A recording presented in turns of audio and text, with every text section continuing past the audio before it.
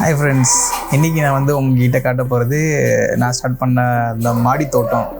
முன்னாடியே நான் நிறைய பண்ணியிருக்கேன், பட் இப்போ தான் வந்து மறுபடியும் ரீஸ்டார்ட் பண்ணியிருக்கேன்.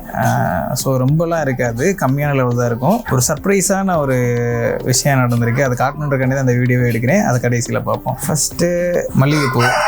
இப்போ வாங்கிட்டு வந்து கொஞ்ச நாள் தான் ஆகுது, பட் ஆனால் இது வரைக்கும் ஒரு 6 மூட்டை 7 மூட்டை பிடிங்கிருப்போம். நல்லா வளர்ந்துக்கிட்டு இருக்கு.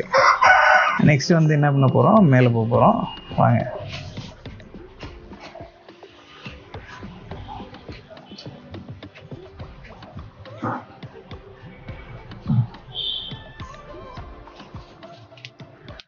இது வந்து செவ்வாழைக்கன்று வச்சுருக்கேன்.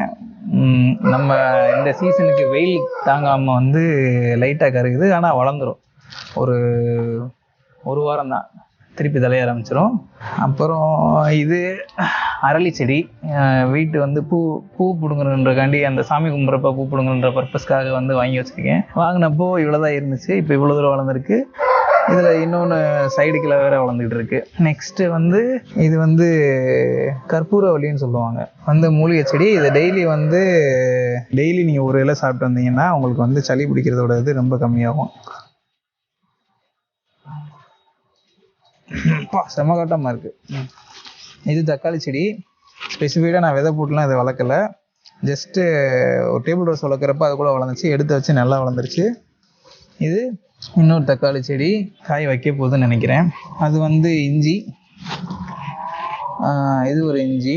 சூரியகாந்தி வளர்க்கணுன்ற ரொம்ப நாள் ஆசை. ஸோ நிறையா இடத்துல விதை வாங்கி சரியாக முளைக்காமல் போயிடுச்சு. கடைசியாக வந்து ஒரு இடத்துல விதை வாங்கி இப்போ சூப்பராக வந்திருக்கு.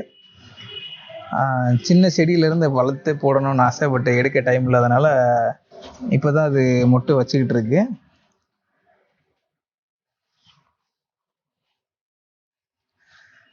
ஒரு சர்ப்ரைஸாக ஒன்று சொல்கிறேன்னு இல்லை, அது இதுதான்.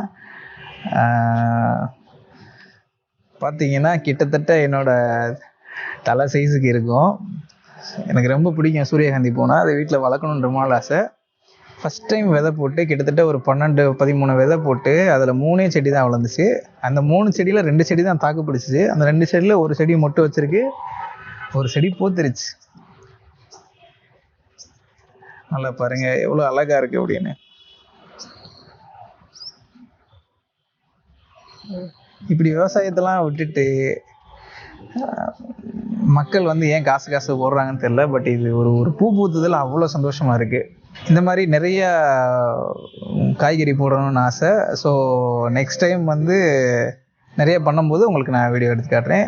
இந்த தடவை என்னோட சேர்ந்து நீங்களும் சூரியகாந்தி பூவோட சந்தோஷமாக இருங்க. பாய்.